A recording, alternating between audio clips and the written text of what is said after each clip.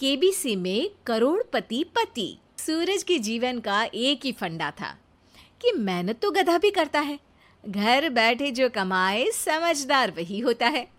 इसीलिए उसने कभी नौकरी ही नहीं ढूंढी। इस बात से हालांकि उसकी पत्नी शिखा बिल्कुल भी अग्री नहीं करती थी, पर फिर भी सूरज को समझाना बेकार था। टीवी में कैसे बनोगे करोड़पति का ऐड देखकर उसे लगा कि बस अब तो घर बैठे ही वो करोड़पति बन सकता है, और उसके पीछे उसने अपने सारे सोर्सेस एक्टिव कर दिए। 2 हफ्ते में उसके कलीग के साले के पड़ोसी के बेटे का सोर्स निकलता है जो कि उसे शो में पहुंचा सकता है, और सूरज उससे मिलने चला जाता है। अच्छा, तो हमें मुकेश जी बता रहे थे कि आप हमें शो में पहुंचा सकते हैं। हाँ, उसमें कोई तकलीफ नहीं है। मैं कल अगर कोशिश करूँ तो इसी महीने में आपका नंबर आ जाएगा। अरे ये तो बहुत बढ़िया हो गया। अच्छा, वो सिलेबस और क्वेश्चन पेपर का कोई जुगाड़ है क्या? हैं? उसका तो कोई जुगाड़ नहीं है। तो वो वाकई में कुछ भी पूछ सकते हैं? हाँ, वो तो बच्चन जी पर है, जो पढ़ते हैं वो पूछ लेते हैं। पहली कोशिश फेल होने पर अब सूरज के सामने एक बहुत बड़ा सवाल था कि आखिर जवाब कहाँ से लाए। तब शिखा ने एक सजेशन दिया, क्यों ना सूरज अपने चचेरे भाई सुमित से मदद मांगे, जो कि यूपीएससी की तैयारी कर रहा था। हालांकि इतनी मेहनत करना सूरज को समझ में नहीं आता था, पर कोई और रास्ता ना मिलने पर वो आखिर सुमित से बात करता है। अरे सुमित, हमारा कैसे बनोगे करोड़पति के लिए सिलेक्शन होने वाला है। तुम हमें थोड़े चिट बनाने में मदद करोगे क्या? अरे भैया, चिट बनाए तो सालों हो गए, उसमें हमारा एक्सपर्टीज नहीं है, बल्कि आप बोलो तो हम आपकी पढ़ने में ज़रूर मदद कर सकते हैं। हट, कैसी अनाप शराब बातें कर रहा है तू। सूरज ने सुमित को मना तो कर दिया था, पर तैयारी करने के सिवाय कोई चारा उसे दिख भी नहीं रहा था। खासकर जब 12 के पेपर लीक करने के एक्सपर्ट शुक्ला जो भी हाथ जोड़ लेते हैं।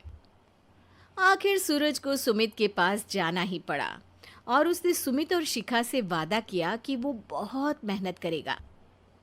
1 महीने की तैयारी के बाद फाइनल हुआ कि शो से 1 हफ्ते पहले एक ट्रायल खेला जाएगा, जहां पर सारे रिश्तेदार ऑडियंस की जगह पर होंगे और शिखा सवाल पूछेगी। दूर दराज से भी रिश्तेदार आकर हाजिर हो गए देखने कि आखिर कैसे बनेगा सुमित करोड़पति।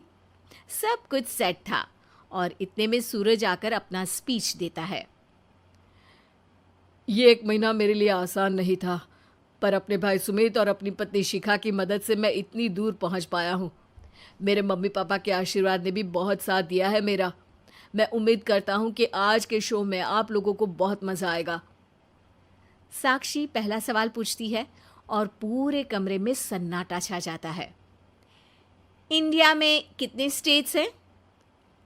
3, सॉलिड, लिक्विड और गैस।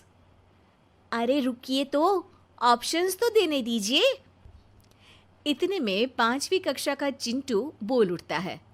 अरे क्या मामा, आप तो पहले सवाल पर ही आउट हो गए। अरे बेटा, पहला सवाल तो ट्रायल होता है ना। अरे तुम अब देखना। देखने जैसी बात तो थी ही। सूरज को इतना शांत किसी ने नहीं देखा था। कभी कभी तो लगता था मानो सूरज आंख खोलकर ही सो गया हो। मामा जल्दी करो प्लीज, कल सुबह पनवेल भी तो निकलना है। अरे हट, कंसंट्रेट करने दे मुझे। 3 सवाल में 3 लाइफलाइन खत्म हो चुकी थी, और अब चौथे सवाल पर भी सूरज का मौन नहीं टूटा। पर सूरज अभी भी हार मानने को तैयार नहीं था।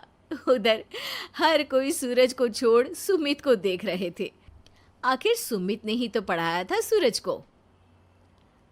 गजब बेइज्जती है यार। अरे बेटा, तो बाप का, दादा का, भाई का, सबका नाम बुड़वाएगा। अरे 3 लाइफलाइन ले ली तो भी तेरा कुछ नहीं होना है। अरे कोई इतनी बात करता है क्या शो पर? अरे बेटा, शो पर तेरे जैसे भी तो नहीं आते ना।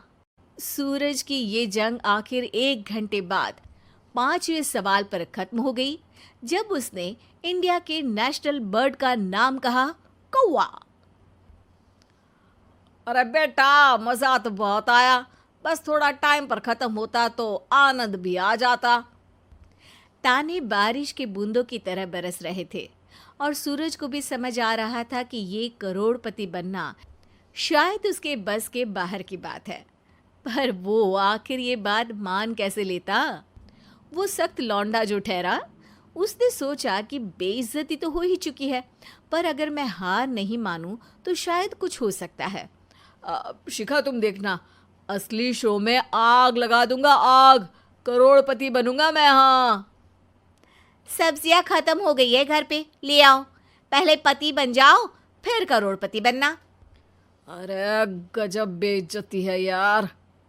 बेटा, अभी तो घर पर ही हुई है, 1 हफ्ते में तो तुम देश के सामने करवा कर आओगे। वैसे जब टीवी पर जाओ ना तो बस अपने मम्मी का ही नाम लेना, ठीक है? कोई पूछे तो बोलना कि पापा नहीं है मेरे। अरे पढ़ाई की, पेपर निकलवाए, इतने सारे लोगों को खाना खिलवाया, क्या फ़र्क पड़ा?